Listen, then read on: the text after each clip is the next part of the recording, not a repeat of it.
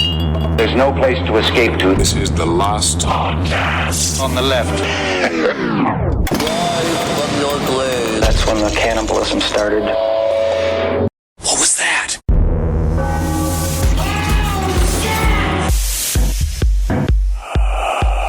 Yo, what up? What up? 2021. This episode. Listen, what up? What up? Hold on, we're not doing that in 2021. Yo, yo, yo. Wait. Hey now, raise your hands in the air and you gotta wave them like you just don't care, especially if you're driving. Okay, so we were just before. I don't want to pull the curtain back too much.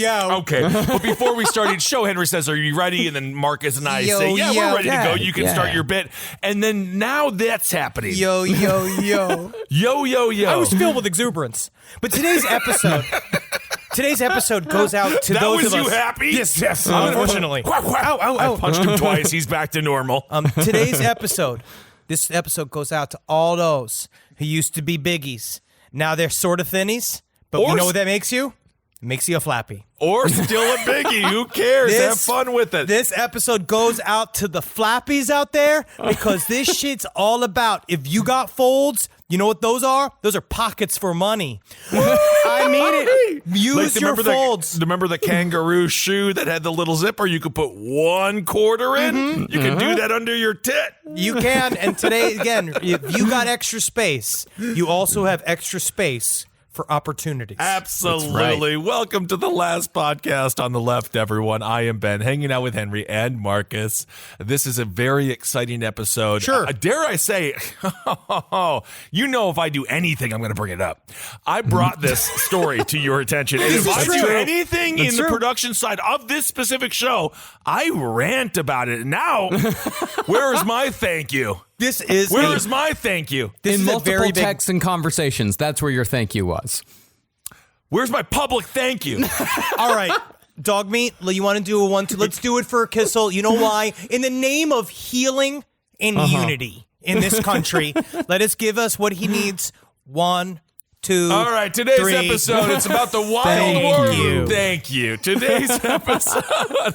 It's about the wild world of Polyphagia. It's not that wild in real life, but this story it is a little I think wild. it's pretty wild. It's pretty wild, yeah. Now, before we get into anything, let's acknowledge our source for all this.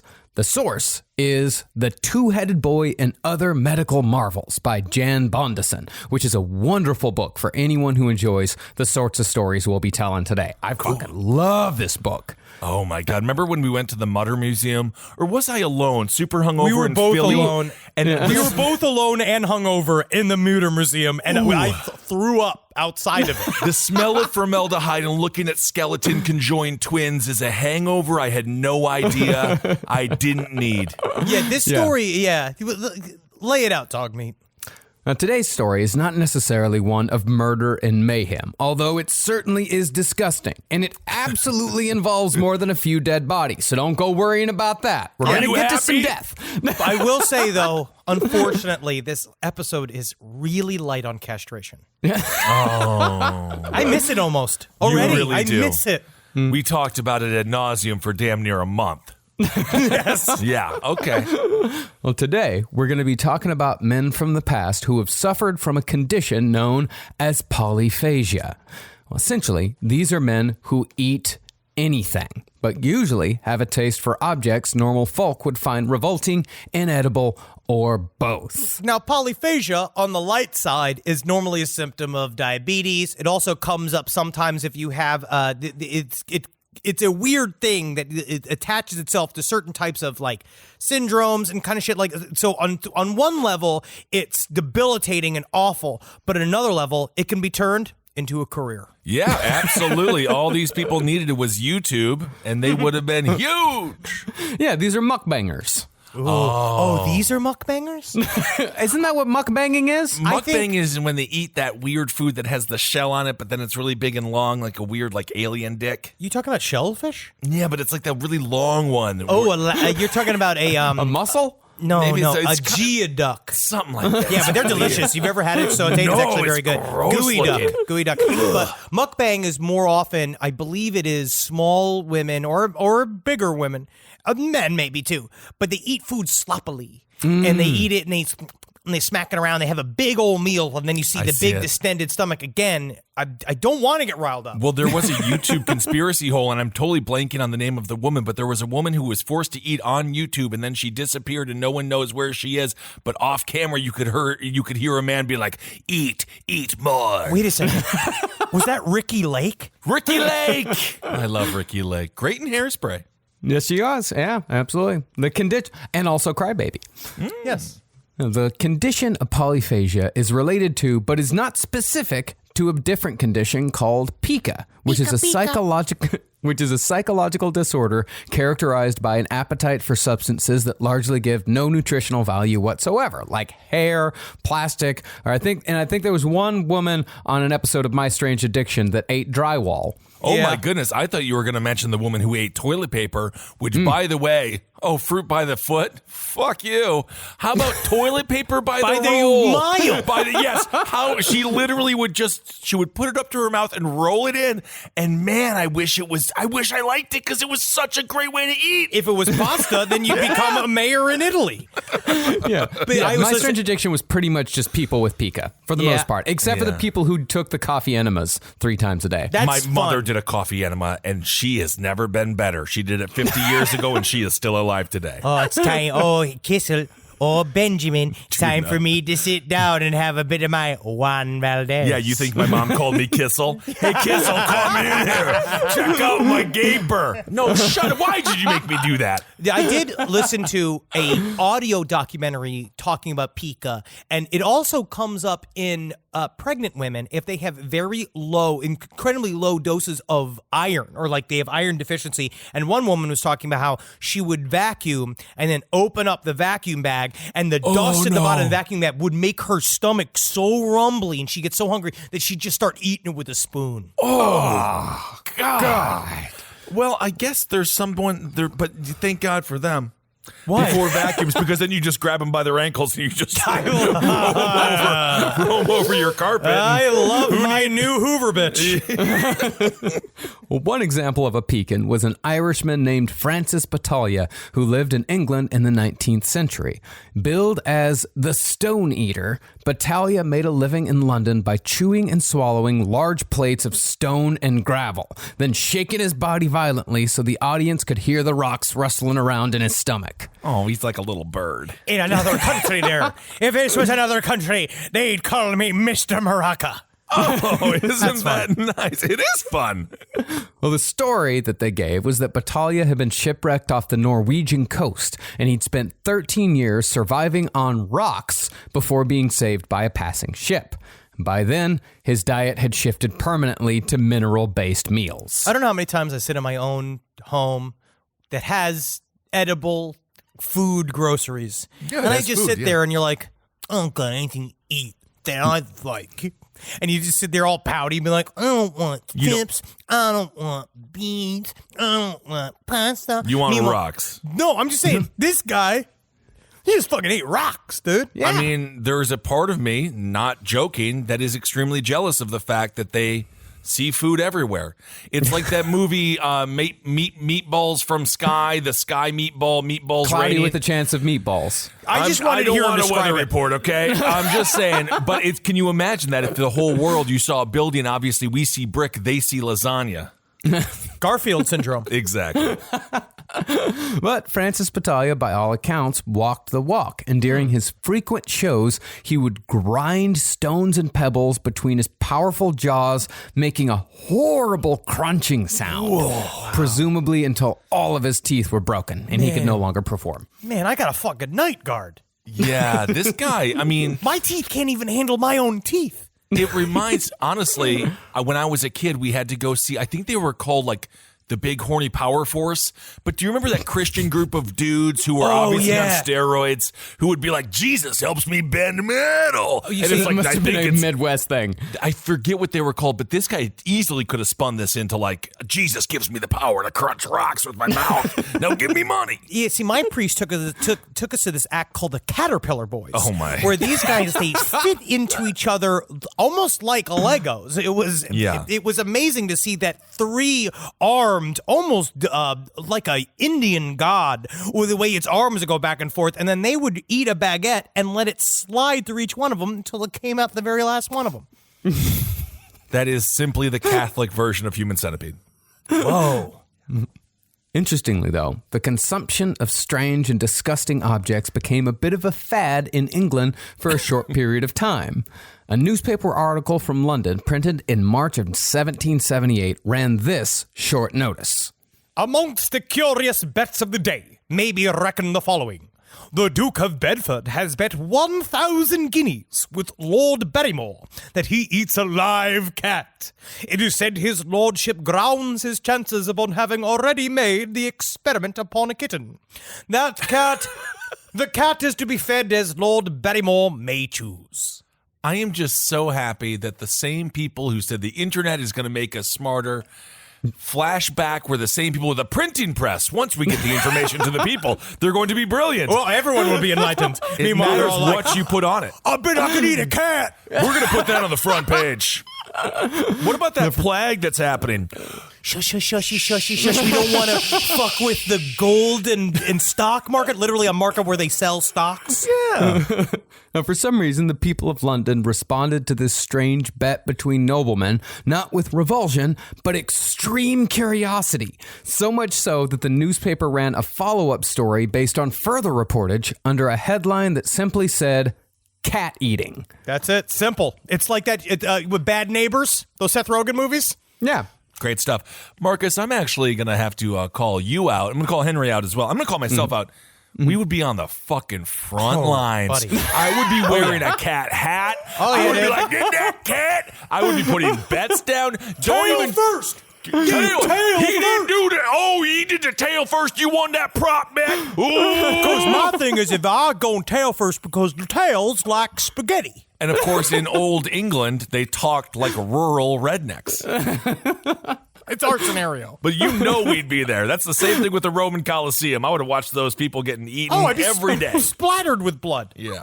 Yeah, and all the people that are upset about the cat eating, don't worry, a baby will be eaten later. Yay! Oh, great. Well, in that follow-up article, an authority on blood sports pointed out that the bet was not without its precedent in the annals of sporting. He said that he himself had witnessed, quote, an imbecile Irishman eat 5 fox cubs after a crowd ponied up 50 pounds. I just love that the big, fat, stupid friend in every friend group has always been there. Since the beginning of human society, there's always a guy that will eat something for money. Every single friend group has that person. Eat the worms, eat the bugs. You think that person's going to go on to a career of comedy. They go in to being a lawyer, and then we go into be doing comedy. Or selling sex swings, or like being a senator. And you never know. Jackie was the one of her friend group. I'm not saying this, but Jackie used to eat things for attention as well. Really? I was not an eat things for attention person. Would you think I would be? I could see it. But I wasn't, unfortunately. Okay. But Jackie did. She did eat some things for fun you and got money it. and profit. Well, you have to make that cash. But of course, Lord Barrymore responded to the notice accusing him of potential cat eating by saying that this had all just been a big misunderstanding. Calm down, calm down. They're just large rats. He claimed that he did not say he could eat a cat, but rather that he could find a man who could eat a cat. You think I can't find a guy who can eat a cat? All right, give me 3 p.m. 3 p.m. I'll get you a guy who can eat a cat. How are you going to find this guy? I'll find a guy who can eat a cat. Okay. All right, so don't worry about that. I guess I won't. It is, however, unknown if he managed to find a cat eater. There was not a follow-up to the story. Whatever. But weren't people actually hungry back then? Yeah. You could probably eat a cat if you were starving, right? I mean, it's not that outside of the realm of edibility.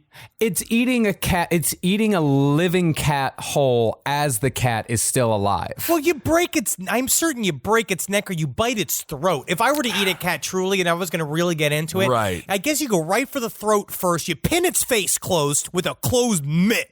right? You get some kind of like big either mesh mitt or some big cloth. You wrap it around its head till it fucking can't move, and you pin its arms with your hands, right? You grab its little legs in the back like This is you getting fucking hold really it. dark. No, but I mean, then you just dig your face into its throat because you just want to, because it's the first couple moments that are going to be the worst and the That's hardest. what happens when the average Polishman meets with the imbecile Irishman. They come up with a lot of ideas. You mean the manager and the talent? Absolutely. Well, I've been fighting with Jerry quite a bit. He's about the size of a large cat. That's actually a good technique, Henry.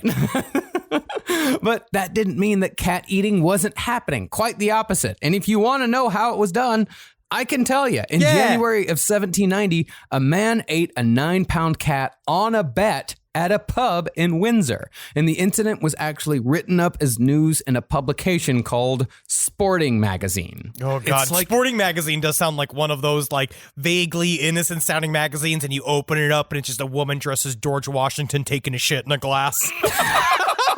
Sporting Magazine. I get it. A question, though, true question. Do you shave the cat? We'll get into it. Okay. We'll get into it. The Sporting Magazine article said concerning the action of eating the cat that, quote, "The man-monster made a formidable attack on the head of this antagonist, and with related bites, soon deprived it of its existence." For some reason, I feel like cats are serial killers. They know the game they're playing. And if we're going to have to kill any domesticated animal, I don't want to say it. They're the natural hunters. Cats are, you know how many birds they kill a year. Every time your cat goes out and comes home, you're like, oh, what a cute adventure it must have had. It just left a family without a father. Because that's what cats do. They are brutal serial killers. You're like in the weird world of Fievel, where you view the cats as like, fucking criminals of war. Yes, indeed. There's no cats in America because the imbecile Irishmans ate all of them.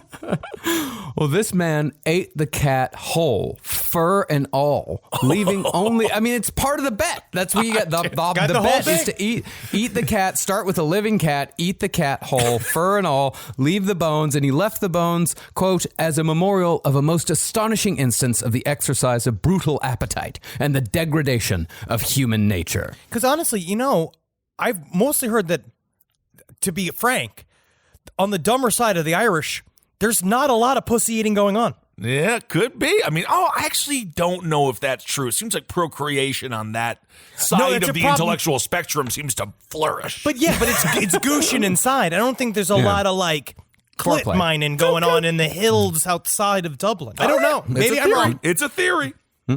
Bog people got to know how to pleasure a woman. Oh, well, if you're working in the bog all day up to the waist and you come home and you're like, well, we eat my pussy. I don't want to do. Eat my pussy. Why don't you eat my pussy? That's gross. I'm sorry. Okay. All right. Then what is it? It's not even Irish. That's Scottish. What is it then? It's underneath all the bog juice. How to put it in? It's gross. Master thespians both. Oh, indeed. Hey, what do you want from us? Indeed. Later, though, the same man who ate the cat while hanging around in the same pub where he ate the cat, he took a machete and very suddenly and without reason hacked off his own hand. Wait, what? It's just to show you I mean business. What business? What business do you mean? Because I don't give a fuck. Yeah, but now you don't have a hand, bro. Yeah, dude. I don't give a fuck. But I never gave a fuck about even giving a fuck. I don't. You don't. I'll cut off my dick. Well, don't. I'll do it. Well, then do it. Ow, ow, ow, ow, ow, ow, ow, ow. Let's just eat another cat. But as far as polyphagists go, our man in the pub was merely a rank amateur. The professionals were men like Nicholas Wood, a.k.a. the Great Eater of Kent. Oh, yeah. Wood, a simple servant, became locally famous in his native Kent after eating a whole hog in one sitting. Hell yeah, dude. Well, how big was the hog? It's a big hog. It's a full hog. It's full a big hog. hog. Okay. Was it dead? Yeah, it was dead. It was just like, hey, there's a hog, eat the hog. And Was it Nicholas said, smoked? okay, I'll eat the hog. I think it was raw because most of these guys like eating stuff raw. So I think it was just a dead hog. He ate a dead hog, which is different from eating pork. It is. Oink, oink. Thank you, Kissel. That is what the sound they make. Oink, oink. And this is what happens when he provides production material. I wrote that down, actually. Hold on. Let me look at my notebook for the show. Oh, yeah, he's being a real Mark Maron right now. Oink, oink. Oh, very good. Yeah. Well, soon, the noblemen of the area got wind of Wood's talents and began inviting him to their estates for demonstrations of his abilities. Oh, wait. This made him more popular? Dude, it was Yeah. his skill. It was his thing. He was actually, in Jan Bondison's book, he was described as a local hero That's great. amongst the lower classes. Eat a lot. We all like people who eat big. Well, this Yeah. is why we are living in a better time, because now I have to remember my favorite gal. Go home, cook some soups, eat some bread. Yeah, just feel fancy. fancy. Yeah, I remember. But at least we're eating bread and soups nowadays. She died at the Capitol uprising. She did not die. She did not invade the Capitol. She's getting fat and sassy. Maybe her fell husband through- and her sons went. She wasn't attributed to the raid because she fell through a manhole cover. And she drowned in the Do soup. not ever demean the woman that I can't remember the name of. But as noblemen are wont to do, they treated Nicholas Wood as a plaything, less than human, and pushed him almost to the point of death for their own amusement. We would never do that now. Hold on a second. I gotta look at Pig Swallow on YouTube. Apparently he's eating a light bulb at noon. Listen, guys, we got to get into the pig swallow community. This is big. This is the next thing. What was the name of that one guy? Jabba the Mutt or something like that? What the hell was the name of that fat fuck who used to eat nails and stuff, and then it turned out he got a massive stomach problem, and I think he's dead now. Yeah. He was one is of the great. first YouTube guys. What a great story. There was Shoe Nice. Shoe Nice. Shoe Nice. Yeah. He turned out to be he ruined deeply, his life. He's Yeah. deeply troubled. Yes. That's what happens. Deeply, deeply troubled. Yeah. That's what happens when you follow your dreams too far. Yeah. Well, at one estate, Wood was made to eat an entire banquet's worth of food, which caused his stomach to distend to the size of a large balloon. We've all been there. I think I've got to the end of it. I think I've got to the very Remember when bit of it. Oprah said she ate 6 pounds of mac and Yes, cheese? I do. This is probably equivalent. Well, Wood was near death and losing consciousness. Oh, in and out. So servants smeared fat on his belly to help the distension. Get it in the button. You're going to want to get it there in the button there. Okay, get it underneath there. Go. So hold on. There's a lot of butter. Tell me somebody was like, my name is Don Pillsbury, and I just found myself the Pillsbury Doughboy. Well, I think we're going to be loaded. If this was an Eddie Redmayne film, Don Pillsbury, played by him, he'd have a big weird mouth and he'd have kind of a limp for some reason. And then he'd look through the window and see the big fat man and he'd go, oh, you've got it. I'm just happy you were able to shoehorn in your hatred for Mr. Redmayne, again, completely unwarranted. Killed 2 girls in He 2006. did not kill any girls. Well, Nicholas Wood survived. But the next day, the nobleman who had hosted Wood's gluttony decided to humiliate Wood publicly for causing a fuss and dragged him from his sickbed to be placed in the public stocks to be ridiculed by the townsfolk. Not feeling good. Don't like being out here, but at the same time, I'm glad that the stocks are doing well. Isn't that nice? Oh, the stock market. Again, it's all about manipulating the stocks. I'm so happy you're getting into investing. More fun for the people let's just say we're regular guys, right? So we're there. Yeah, we're We 3 don't guys. get- I fucking love stickball. I love Yeah. wings, and I love seeing. I love the ability to see. Very good. So the royalty get to see him eat a bunch, but how fun would it be to see how much he pooped? That would be what we would do. We would look at the stocks and be like, he's gonna poop. I mean, he'd be shitting himself in the stocks. Yeah, I mean, I'd be hanging out for a while. I definitely would get a coffee in the morning and watch him for a bit, and then go home and do my work, and then come back maybe at night with a beer and watch him for a bit and see how much he shits or whatever. And see, watch him yell, because I'm certain he'll be like, "Get me out of here! Get me out of here!" And he's gotta gonna go, shit. and he'll go "You're staying in there. You're staying in there now." That's a whole show. I love the stocks. Well, we will get into the defecation habits of these men later on. It's interesting. I know. But despite this little hiccup, Wood soon made a comeback and won a bet from a nobleman named Lord Wotan by eating 7 dozen rabbits in a single sitting. Oh my God. He's like Kraken. I guess.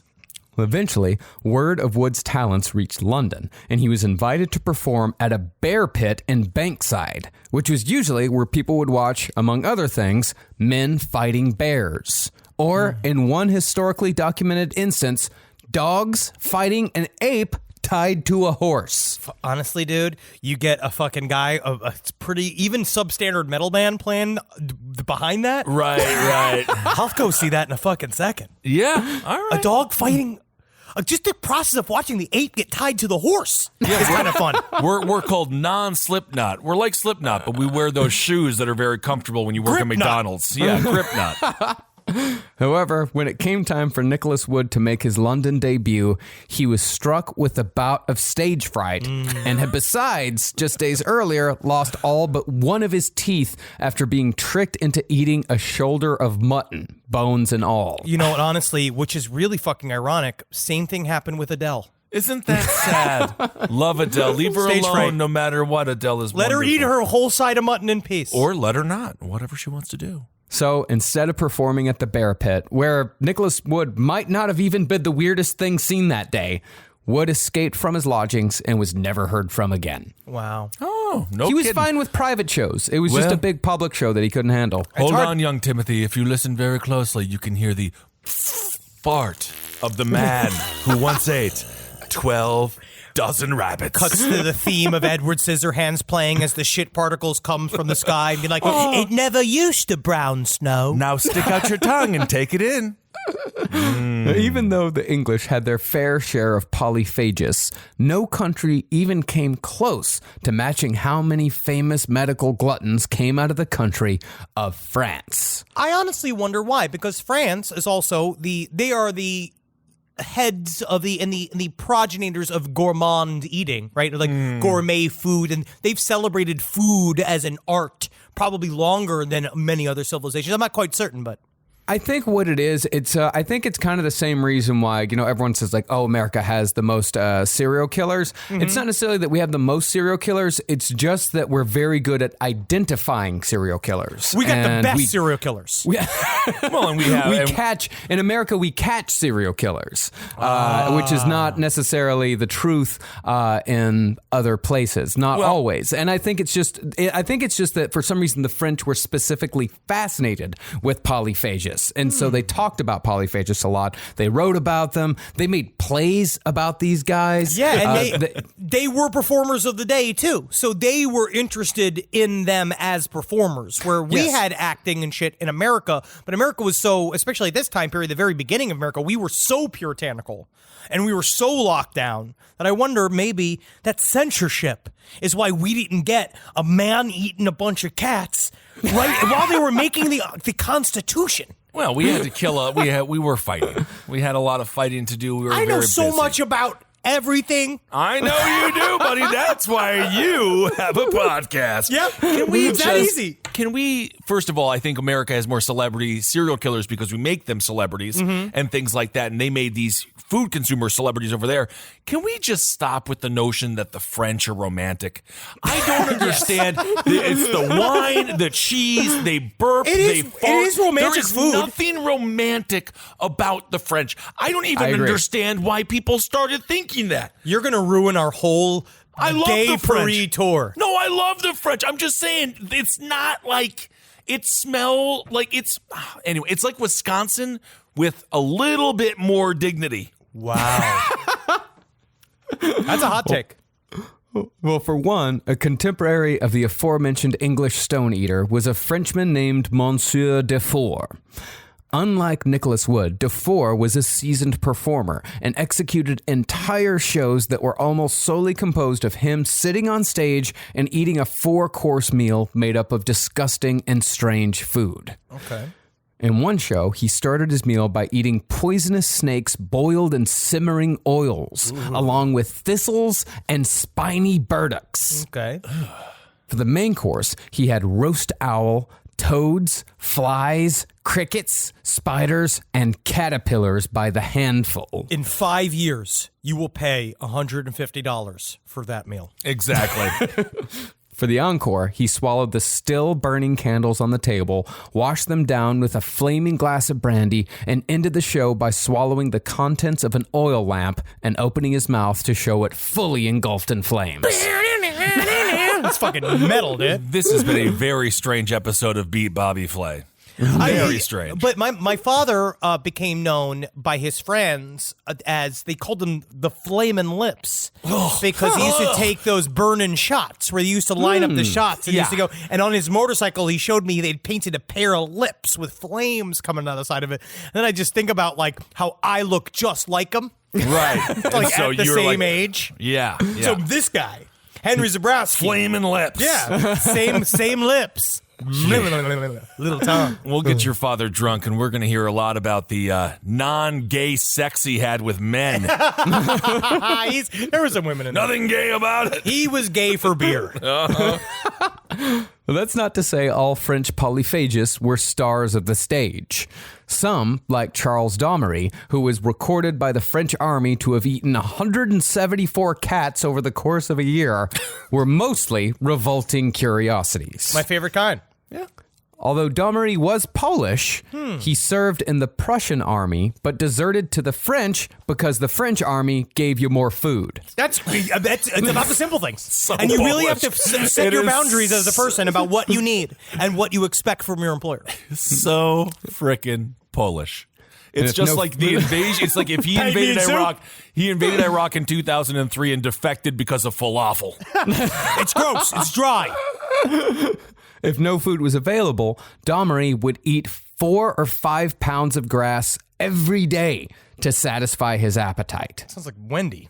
Yeah. His claim to fame was that while serving as a sailor, a fellow seaman had his leg shot off by a cannon, and Domery grabbed the severed appendage off the floor and began eating it then and there before the other soldiers wrestled it away. I just it would be so fun to be in that scenario because everyone's in shock. A fucking cannon ripped through this thing. It ripped off your buddy's leg. Everybody's screaming, going like, get down, get down. Right. And then he just sees the leg and he just runs towards it and he's like, it's lunchtime. Yeah. And just immediately, there's like eating on it, and they all have to go, they're all shocked, and they have to look at him for a second and go, stop that. Yeah. In the middle of the war, you got to be like, that's too Stop gross. it. Put it down.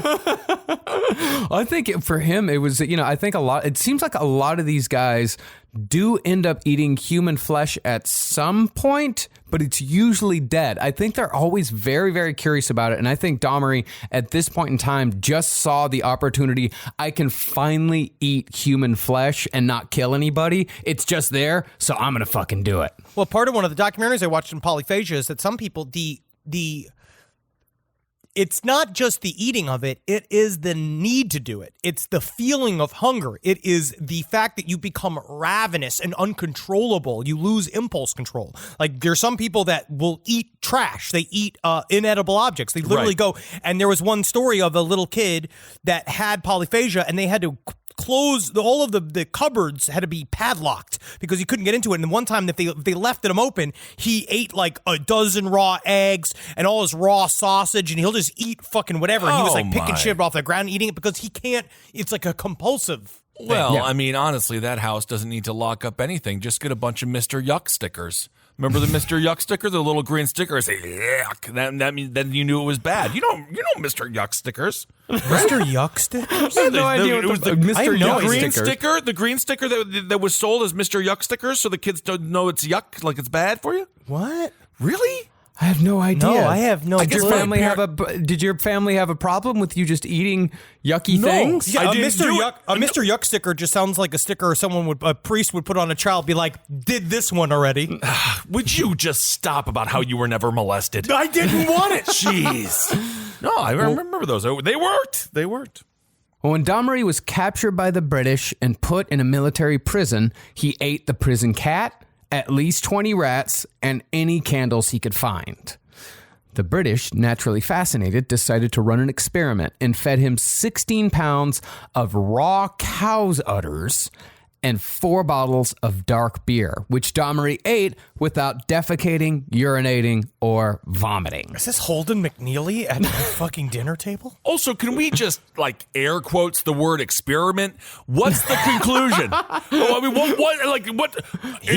He shat. Yep. What do you think is going to happen? That is the great experiment, isn't it? Well, after being released, he disappeared from the pages of history, and no one knows what happened to Charles Domery. All these guys are afraid of appearing weak, and so they immediately retire. Okay.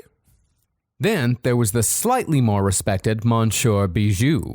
Bijou specialized in the most disgusting of meals and once devoured the diseased carcass of a lion after it had been sitting dead in its cage for days. It's not good. In addition to being a famous glutton, Bijou also considered himself a great naturalist who had an elaborate system of classifying animals based solely on the appearance of their excrement, and he kept a large collection of fecal matter displayed in a private museum.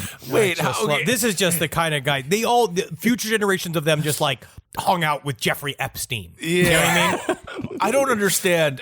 Having a shit museum is so specific, and it's. I mean, again, I guess someone has to have it. Someone has to have one. Do this. Right? Side stories, lpotl@gmail.com. This is the question. Doesn't shit go bad? Doesn't I don't know. Dissolve I think at some point? Doesn't it just go? Because it's biological. Doesn't it go away? Is it kind If of you keep it in an opposite? airtight box, then it's gonna crust up and harden, and I'm sure you're gonna have it for at the very least your lifetime. And this is a private museum. This is for his own personal use. Yeah, and he liked to walk around. He had the headphones on, and he did his own tape. You know what I mean? It's like, we remember when we found this shite. Yes, crumbly, wasn't it? But each one is like, but shit starts bad and then slowly becomes rocks. Oh, okay. All right. Here comes rocks. So you think? So do you think rocks are just shit? Sometimes. Just shoot us an email and let us know how you preserve shit. Because biologist. I have no idea how you do it. Well, perhaps the most interesting of French polyphagists was a man known simply as Terrar. This is the man. This is the real star. This is out the of all goat. these. Terrar, we're gonna put it like he was the Ryan Gosling of loose-skinned frog, fucking weird fucks. I don't know what you'd call this guy. I like Ryan Reynolds better in the Battle of the Ryans. Whoa. I like Ryan Reynolds because he's truly funny. He's very handsome, and I love him. And honestly, if I could be one person, I would want to be him. But I couldn't handle it because of the pressure. He's a lot of pressure. It's hard to be Ryan Reynolds. It isn't is. He's perfect. Now, Terrar might have been his real name, but it's most likely a nickname stemming from a saying that was popular at the time. When someone observed a powerful explosion, it was fashionable to say, "Boom, boom, Terrar." And our man Terrar farted so loudly, so often, and with such scent that Terrar became the best way to describe him. A lot of people in the beginning were calling me the fishy tuba, but I just started crying. Well, fishy tuba, it doesn't necessarily smell so fishy, so that wasn't an appropriate name, was it? Yeah, because my bottom, it makes all sorts of mischief. No, I remember when we. Oh man, there was the clip of us doing the last stream on the left where you played that character with the football game. The equipment manager. Yeah, Spinny, yeah, Spinny, the equipment manager. Spinny, the equipment manager. Oh man, that's fun. Well, born in the French countryside just outside of Lyon, Terrar's parents kicked him out of the house when he was a teenager after his appetite grew to such heights that they could no longer afford to keep him as a family member. Man, that's like getting rid of a Pomeranian. Yeah, they are very hungry, very hungry. He spent years in the company of robbers and vagabonds until a quack selling snake oil employed him as a clown, eating stones, corks, and live animals, again mostly cats, to attract a crowd while the charlatan hawked his wares. I'm actually a pretty professional performer. You are. I'll do almost anything for tips. And that's where you can catch me on twitch.tv/TerrarZone. And we're going to be doing all sorts of, I'm going to eat all sorts of things, but I better not show any pictures of balls or anything, because that would be inappropriate. No, Spinny, that's inappropriate. You can't show balls, but you can show people getting beheaded, and you can show a lot of violence, and you can eat whatever you want on Twitch. I'll eat a big head. You can eat a big head. Yeah, big ham or big head. Whatever you want to do. Yeah, no, the French have I'd some... definitely rather be head than be butt. You, my friend, you are the Yogi Berra of this show. You the hidden gems. The wisdom that you give, the insight is unbelievable. The French fart, the flatulence of the French cannot be underestimated or misunderstood to the power. Like, the power is so freaking strong. Andre the Giant, I just rewatched the documentary. 20 minutes of it's only an hour and 20-minute documentary. 20 minutes is just on how he farted loud. Mm-hmm. That was like, and they were watching the fascinated by documentary. how I'm like, loud he farted. Can you just edit that out of my documentary? Can you just, I'm just going to let everyone know I have been known to fart every now and again. Everyone toots. I read a book about it. But just, you don't need to put it in the definitive documentary about my life. You fart big, but you don't fart loud. No. Yeah. Well, actually, the French loved farting so much that one of the most popular performers in France in the first half of the 20th century was a man named Le Pétomane. He was a flatulist, which is a professional farter, and he was insanely popular because he would fart symphonies, he would fart conversations. That's a real skill.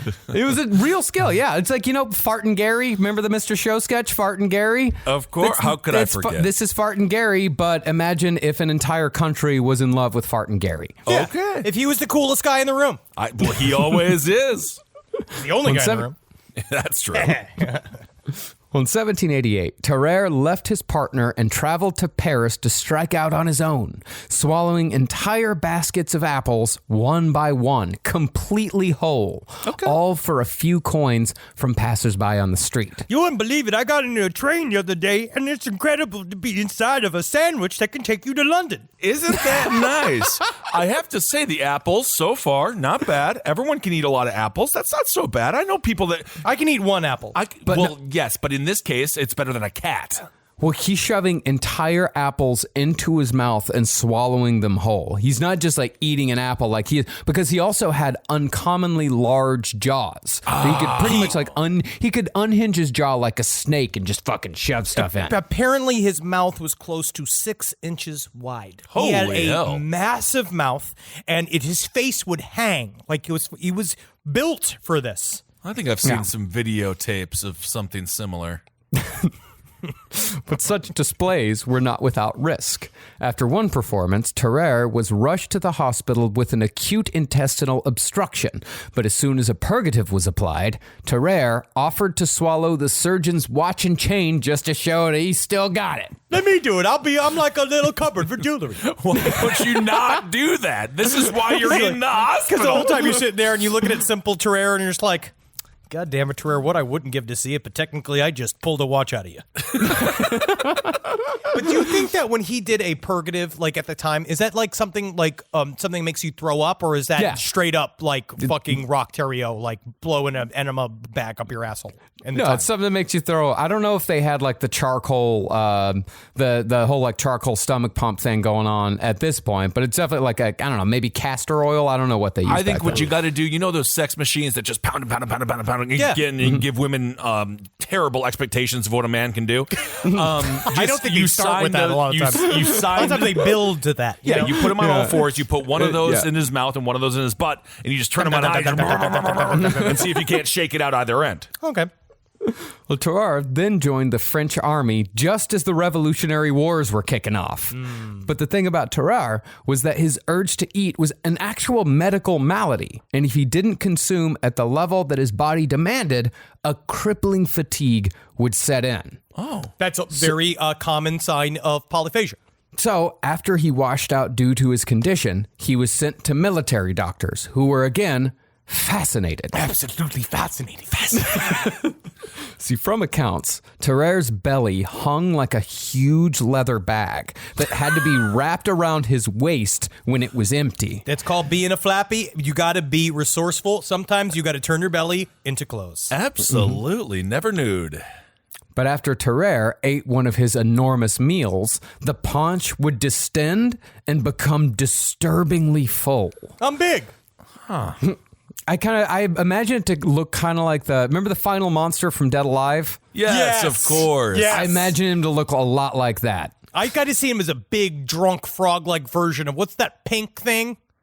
The pink thing. Kirby from the video games? Yeah. He also kind of reminds me of Bastion Booger, the short-lived professional wrestler whose entire thing technically was this. He would eat a lot of food and then sit on an opponent's face. Bastion Booger was my favorite. Bastion Booger is freaking awesome. Booger. It was kind of the inspiration for this episode. This is how it got me down the hole of people who eat obscene amounts of food. That's a little peek behind the scenes. Yeah. How did he die?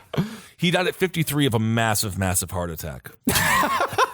He is gone. Check this out. Yeah. Check my checks paperwork. out. Yep. However, physical appearance wasn't the only thing that made Terrer's body a wasteland of unfortunate conditions. He sweated profusely and was constantly surrounded by a malodorous stench. And after he ate, he smelled even worse. The sweat would flow from his pores, and his eyes and cheeks would grow bloodshot. He smelled so bad that animals would flee from his presence. But on the other hand, animals also may have fled from his presence just from knowing that Terrer was actually a dangerous predator who might gobble them up at any second. Do you have any idea how much you must stink?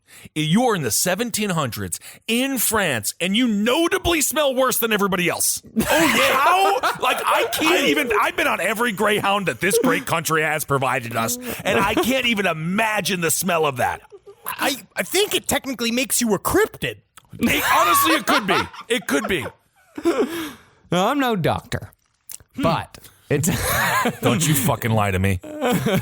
But going off of these descriptions, the most likely culprit for Terrer's condition was an extreme case of hyperthyroidism, which accelerates metabolism and therefore increases appetite and overloads the sweat glands, in addition to a whole bunch of other symptoms.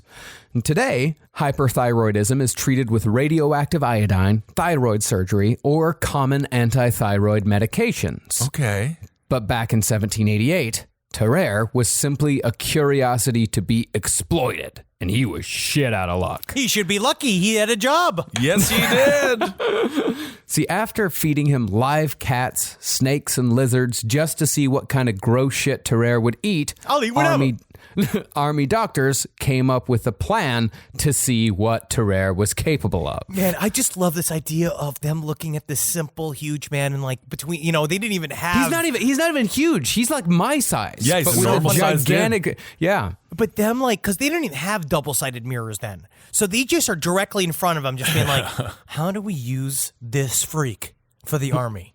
Yeah. It's what they would do to the Greys. Hey, man, I mean, if I am an imposing army and you just sent that man, you set him at a table full of food and you see this man consume all of that food, you have to assume everyone in that army can eat that much, which means that they're strong and bigger.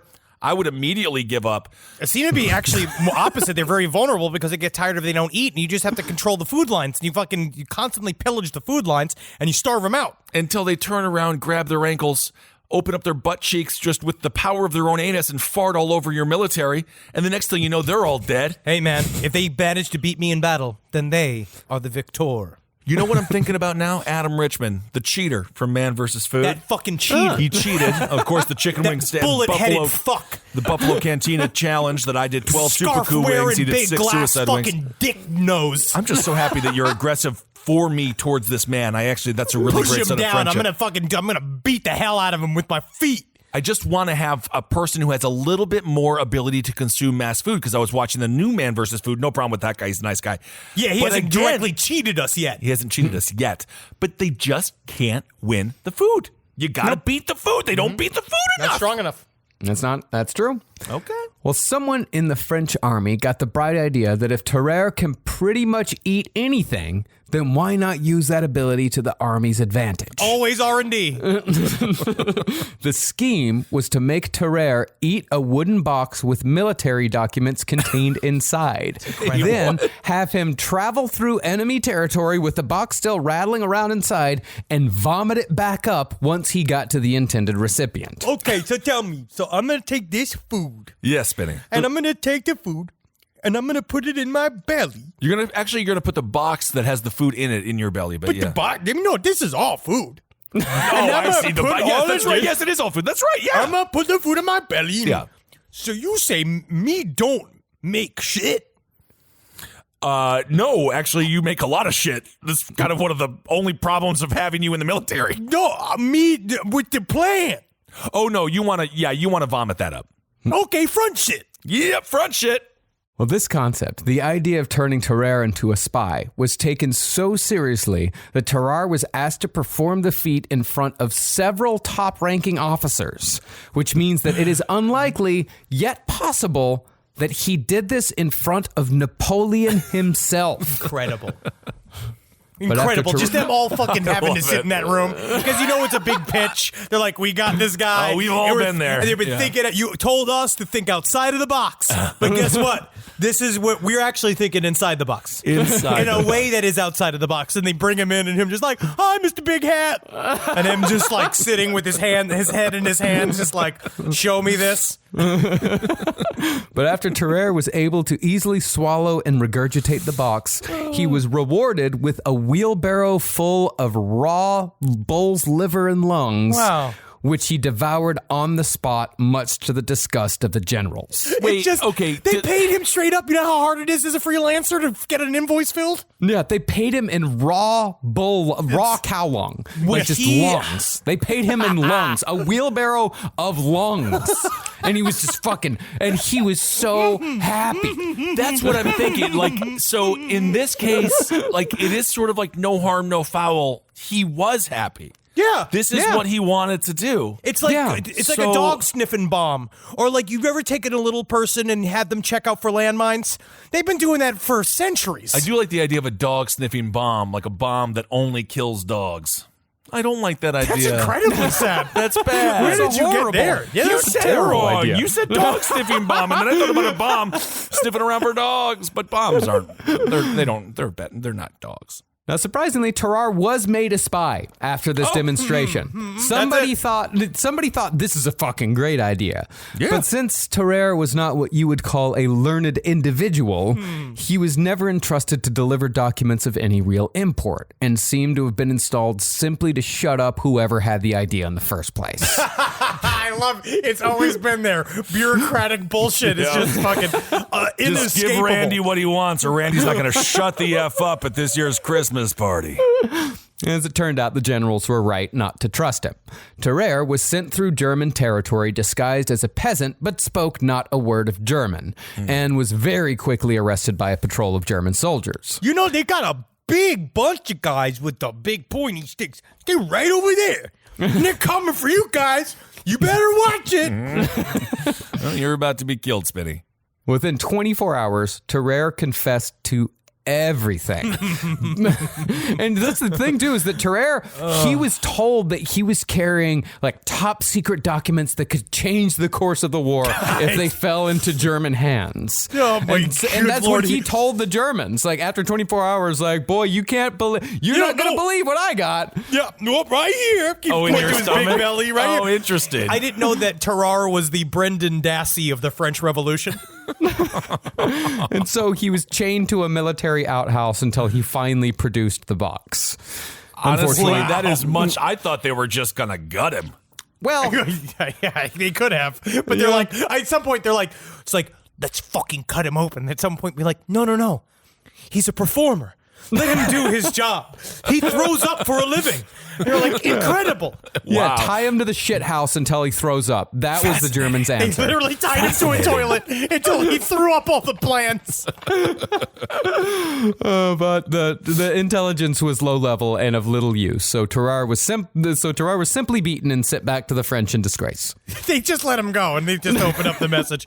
Be sure to drink your Ovaltine. Oh my, this is an advertisement. That poor German soldier who had to pilfer through all the vomit and all the shit. It's like Double Dare, but who had a massive dookie fetish? I forget. But it's like if Double Dare wasn't full of green slime, but nothing but human shit.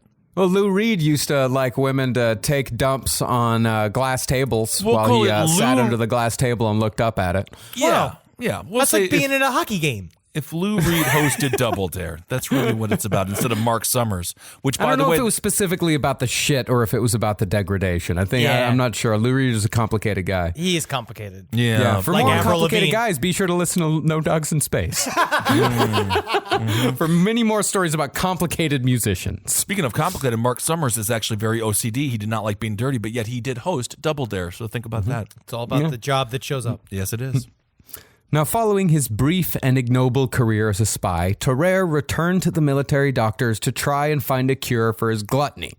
Everything from tobacco pills to sour wine to opium to huge quantities of soft-boiled eggs were tried, but nothing worked. Well, why wouldn't like actual food, like soft-boiled eggs? Okay, we're getting there. It seems like a normal food, kind of. I don't know why they tried it. They must have had some other medicinal idea of what they thought it could do, but they just tried to fill him up. Yeah. But he just kept being like, thank you.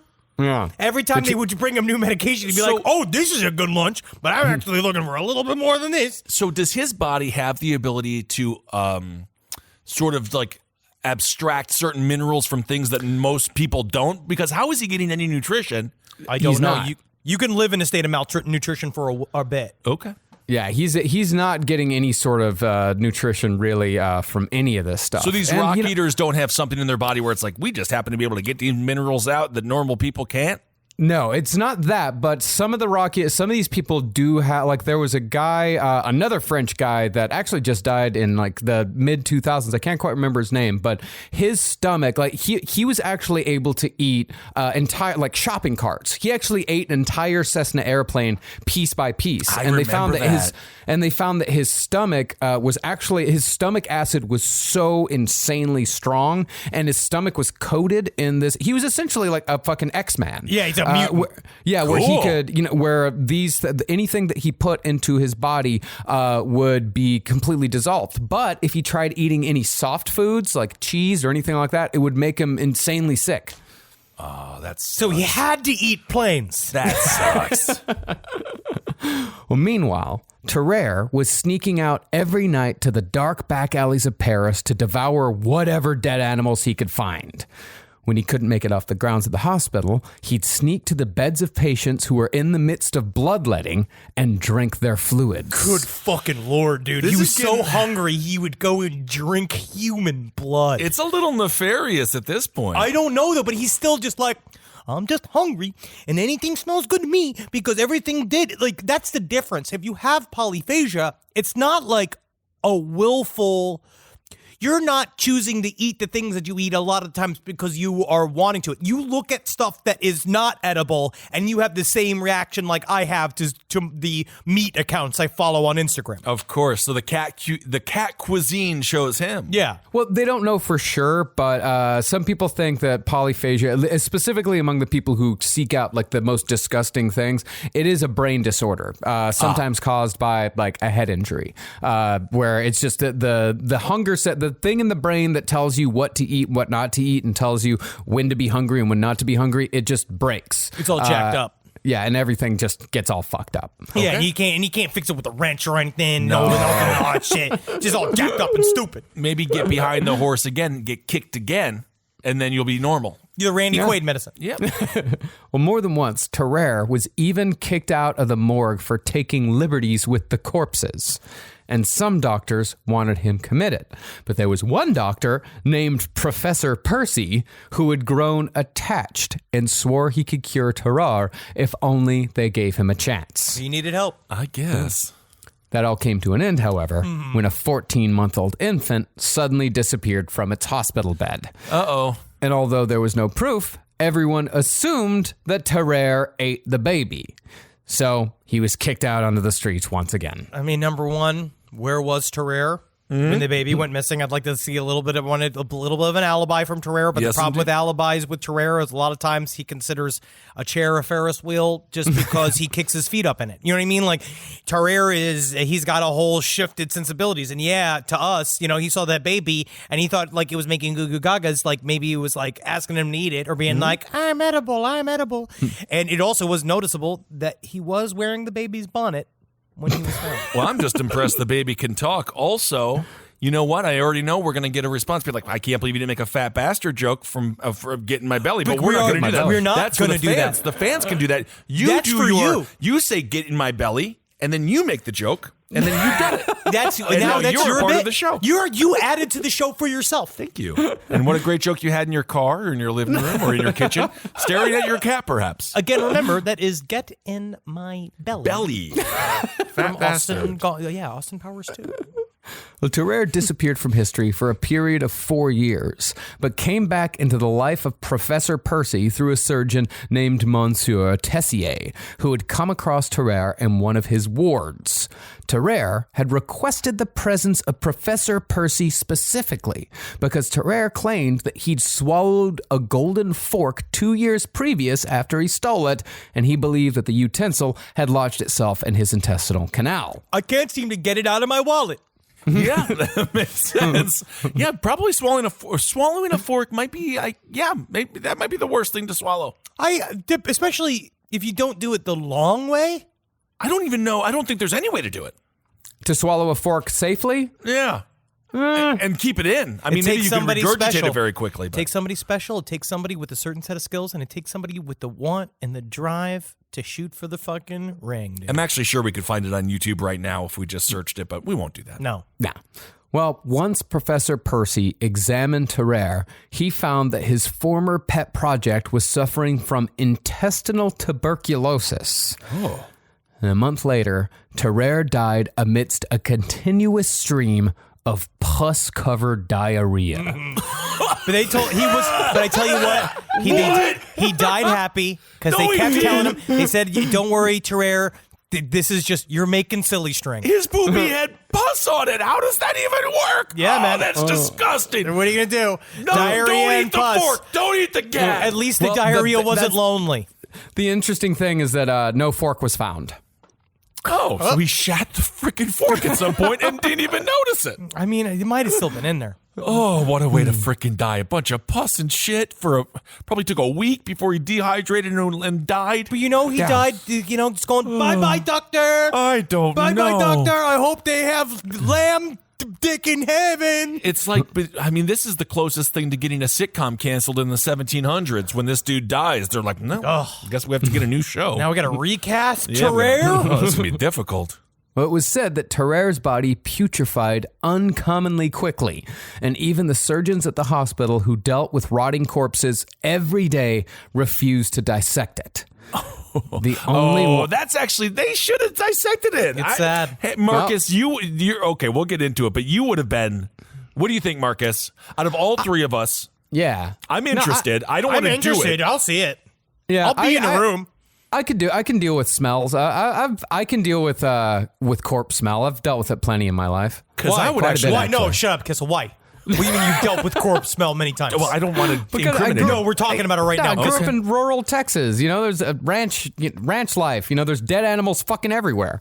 You got to move them. You can't just leave them there to fucking rot. And sometimes that's the other thing too. That's a lesson that you got to learn. The lesson you got to learn is that you can't just leave an animal to rot because a mouse dies in your fucking wall. You can just kind of wait that out because that smells for a few days and then turns it's fine. to rocks. It turns to rocks. Sure, but that's when you how it have works. when you have like a big fucking animal like a deer or a hog or a Right. dog Or or a something ranch like that, hand. or a Yeah. coyote, something, whatever. Yeah, that's going to start. That smell will go through walls. It will pervade your every existence, your entire being, and then you learn pretty quickly that you got to dispose of these things. How long do you think it would take? Let's say a nice, beautiful 16-point buck. How long do you think it would take for it to decay, and how much would it smell for how long? Oh God, I have no idea. Yeah, why are you hitting him with all these fucking state questions? What do you mean? He just said, I you never ran into a dead animal. I grew up in Stevens Point, Wisconsin, and I never once ran into a dead animal. I grew up in Queens, New York, and guess what? Sometimes the bodies were on the streets, but they were just out there. They were just trying to live their dreams. New York, concrete jungle where dreams are made of. I want an answer. I mean, it's going to start smelling after a day or two, And then how long it's does the smell last? Oh, it's going to last a while because its belly's going to puff up. It depends on if the belly gets, all the gases, if it gets lanced. If it gets lanced, then all the smell's going to come out even worse. But, eventually it's going to putrefy. That's going to take a couple of weeks. It's going to take a long fucking time. From now on, Marcus, you know what you are? The stink professor. Professor Smells? Your professor smells. Wonderful. Did you ever cut open one of those animals and sleep inside of it? No. I never cut open the horse. Yeah, he's not I think it's Inuit now. Yeah, could be. Yeah. Well, one person had the courage to dissect Terrer's body. That was Monsieur Tessier. When he looked inside Terrer, the rotting entrails were bathing in pus, and the stomach filled the majority of the abdominal cavity. Fascinating. Look how big it is. It's wonderful. His gullet was uncommonly wide, and when his huge jaws were opened, the surgeons could see a broad canal leading all the way down to the stomach. Or so they said. A sarcophagus well that went down to his stomach. Oof. Now, Terrer was not the only one of these men to exist in France during this time period, and he wasn't even the grossest one. That distinction belongs to Antoine Langoulet, who was committed to an asylum for the criminally insane in 1825. Langoulet had an appetite specifically for the most disgusting of objects, spending nights filling his pockets with offal scoured from the gutters of Paris, searching for that perfect piece of putrid, fly-covered beef. Wait a second. What's it called? It's called offal? The name of the... Offal. No, it's intestines, livers, offal. Yeah. But I will say, it's weird that they have a natural inclination towards offal, because offal is also the most nutritious meat in an animal. Like yes, the livers and the kidneys and the lungs, they provide the most nutrients, which is why, like, when you hunt, when you're out there, I've watched a lot of the show Alone. When you're out there and you want to eat the guts first, because they can make you last for much longer, because that's how you get your iron, because it's what they absorb, and then you eat. But wouldn't it also be full of all the problems, all the toxins and things like that? You gotta cook it. You gotta cook it. Interesting. Yeah, but wouldn't that just be like kidneys and liver? But I don't think intestines has that. Isn't intestines full of horrible juices and poopy? You got to clear the poopy out. You got to clear out the poopy, and you got to make it. You got to boil them. Because I was watching one thing, you got to boil them until they're tough cords. But normally, because intestines are normally eaten in the form of tripe. Like if you go to that's menudo. all. That's intestinal matter that you spike. But honestly, it's filled with nutrition. But I'm not a big thing on tripe because I don't like the texture of tripe. Did you call it menudo, like the boy band? Just like that's what menudo is. Menudo is tripe soup. So they were going to be called tripe, perhaps, but then they were like, no, let's go with tripe or menudo, and they're like, menudo sounds better. They literally were. They should have been called shit tube stew. That is what menudo means. Langoulet even made friends with the men in charge of rendering the corpses of horses who'd fallen dead in the streets, and Langoulet was sometimes allowed to feed on the raw meat of the sickest and oldest horses, making sure to seek out the most inflamed tissues most altered by disease. Is there any, so let's just say we're all run a farm and I'm the one who does all the sleeping. What would the benefit of this person be? Is there any benefit to get the dude who can eat all this crap out? Is there any skill that this man is providing? He is literally the jester for the men whose only jobs are to clean dead horse corpses off the streets of London. Like, that's their only job, is to just remove the corpses in Paris, wherever the fuck this is. They fucking did. That's all they do. And they would see him, they were like, this one is a special one. You got yourself a bit of grimy for you, boy. And they would all laugh as this fucking serial killer man would eat all of this infested meat. So it's like a Jeff Dunham, Larry the Cable Guy type. He has it's a very working class audience, perhaps. Okay, I see. But horses apparently weren't enough for Antoine Langoulet. Eventually, he began robbing graves, hopping over the cemetery gates under the cover of night with a shovel, a mallet, and a sledgehammer. Using these tools, he'd dig up and break open the coffins of the recently buried to feed on the intestines before leaving the graves unearthed, half-eaten, and open for all the world to see. This is how people began to think vampires were real. So I guess an intestine right after somebody dies, you do defecate, right? So perhaps it's a little cleaner, I guess. Perhaps. I'm just trying not, because I don't want to see him taking it like it's Go-Gurt, but instead of yogurt, it's full of shit, and instead of plastic, it's the human intestine, and just sliding it into his mouth. I can't think of that. Why not? But you should think of that. That's what he did. That's what he liked. He liked it. To him, that was a positive. Everything that you said was a thing that he was hoping he'd get. Okay, all right. Different strokes. Yeah, you're judging him. I'm How not dare honestly, you? And if I'm dead in the grave, if you all of a sudden feel if you want to eat my intestines, you go at it. You can eat the whole damn thing. I'll take your word for that. Please. Now, at first, the locals thought that grave robbers were at work merely stealing valuables from corpses. But after a doctor examined one of the bodies, he deduced that there was an actual ghoul on the loose. In the true sense of the word ghoul. Because that's what a ghoul is. A ghoul is it's a creature that breaks into graves and eats the dead. Ooh, cool. I thought it was someone who pops out of a toilet like a ghoulie. That's Chuck Berry. Well, finally, after months of discovering partially eaten corpses, a caretaker saw Langoulet pull the body of a young girl from her grave, and the caretaker gave chase. But Langoulet, even while carrying the body, was able to escape.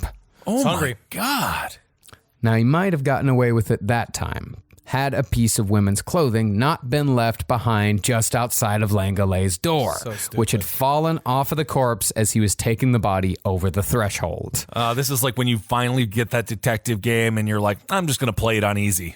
And then it's just like, well, there's a bunch of, that seems to be the victim's scarf right outside of the killer's house.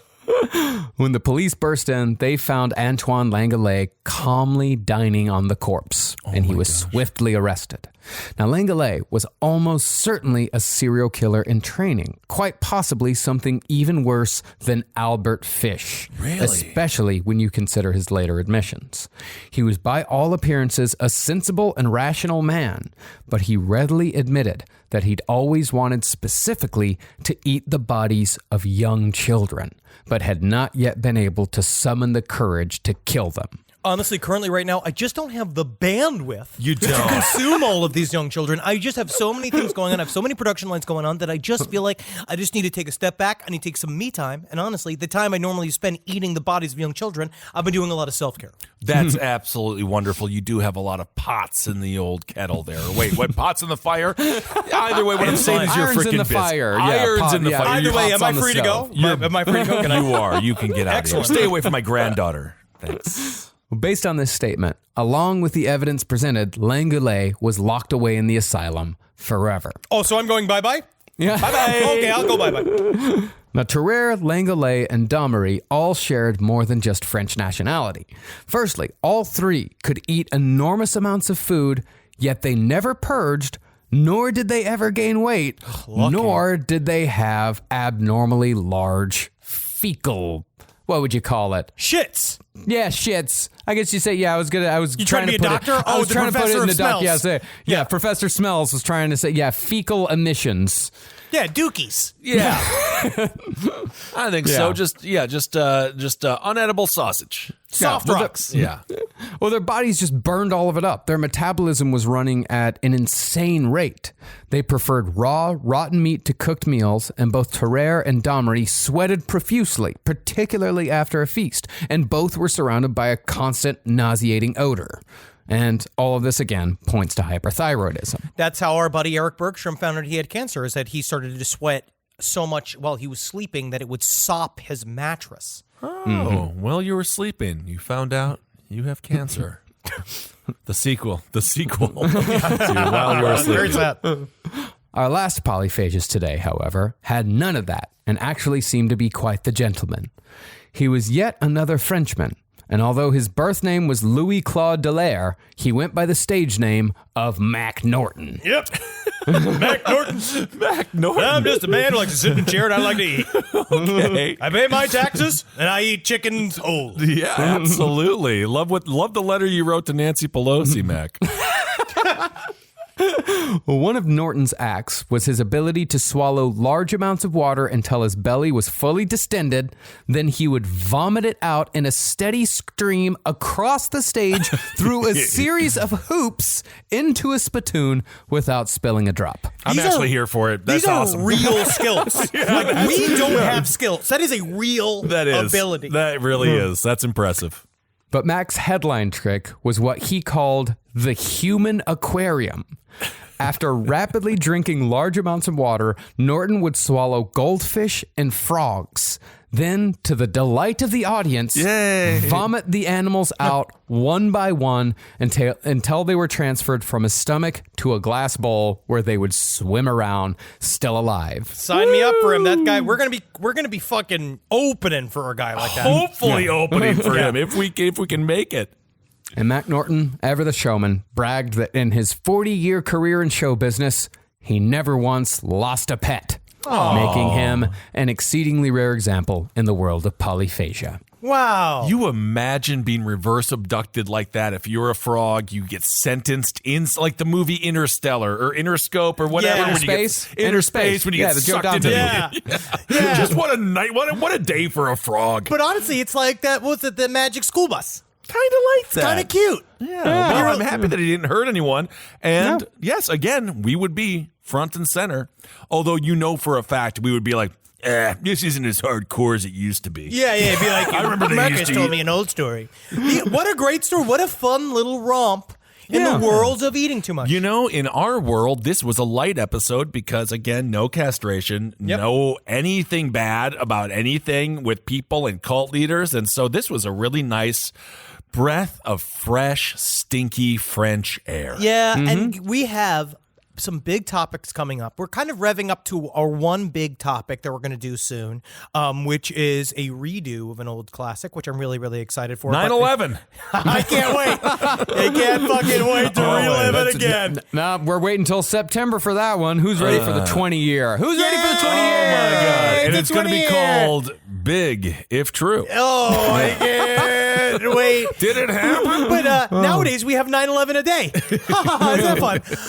But what we're gonna do some fun little mini topics right up to it. I believe we're gonna have an alien in there, but I'm not quite certain. We're gonna have some UFOs in there. But the next big announcement is that again, we're trying to get you high as fuck. If you're in the California area, we're putting out a survey on all of the social bullshits. Fill it out. Tell us where you buy weed because we want to put our vape where you put your mouth. Unless you still buy weed from your friend Tim.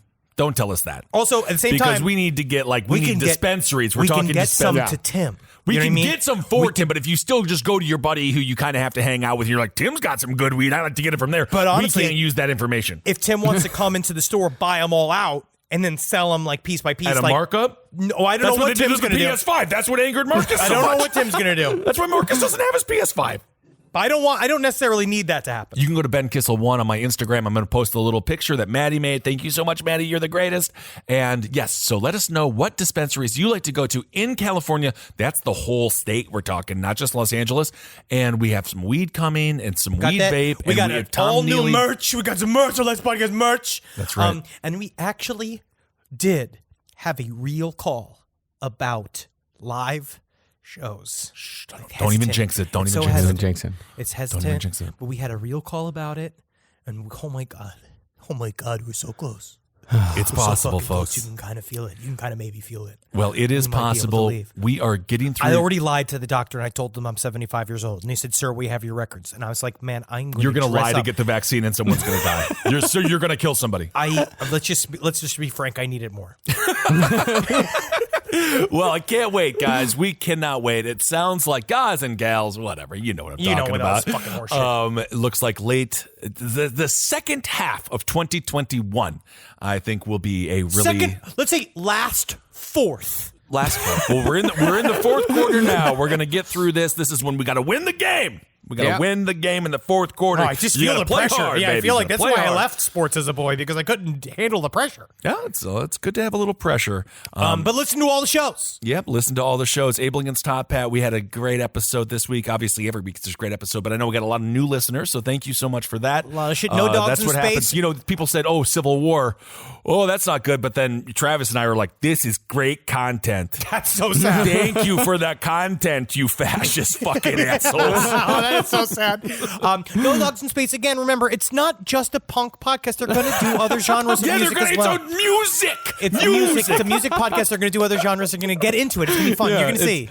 This is like the first season. I mean, even though we do, like, say in the very beginning of the show, and within the first 2-3 minutes that this is our season on punk, and we're going to be doing 10 bands that are like the bands that we want to cover in punk. The season 1 is wrapping up right now. We just started a first of a 2-part episode, our first of 2 parts on the Screamers, which I know you probably haven't heard of the Screamers, but they're a fucking fantastic band. I love that song. Right there. They're really fucking cool. It's a very, very interesting story, and it's a cool way to finally tell a little bit of the story of the Los Angeles scene. The next person you should cover, the next band you should cover, if you want a great audience reaction, Brad Paisley. Dude, The Paisley audience, saying it. they're going to be super Foghat, sweet. man. They're going to be like, thank you, bro. Foghat, they're going to be like, thank you, bro. Dude, Marcus, Little River Band. Little River Band. Not bad.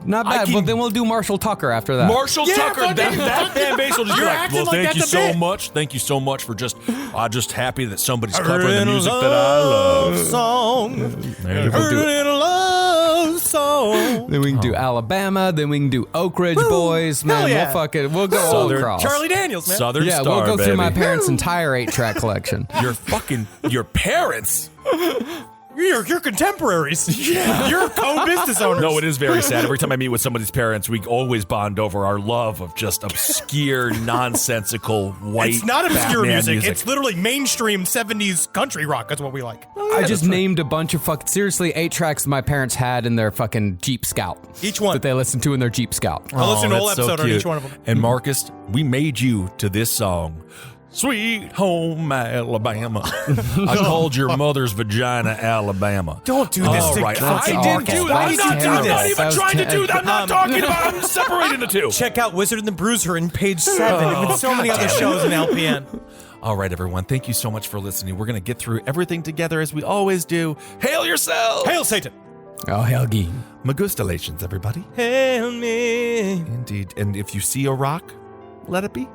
I mean, you could eat it if you want, if you can, but try a small rock first. Yeah, see if you like it. This show is made possible by listeners like you. Thanks to our ad sponsors, you can support our shows by supporting them. For more shows like the one you just listened to, go to lastpodcastnetwork.com.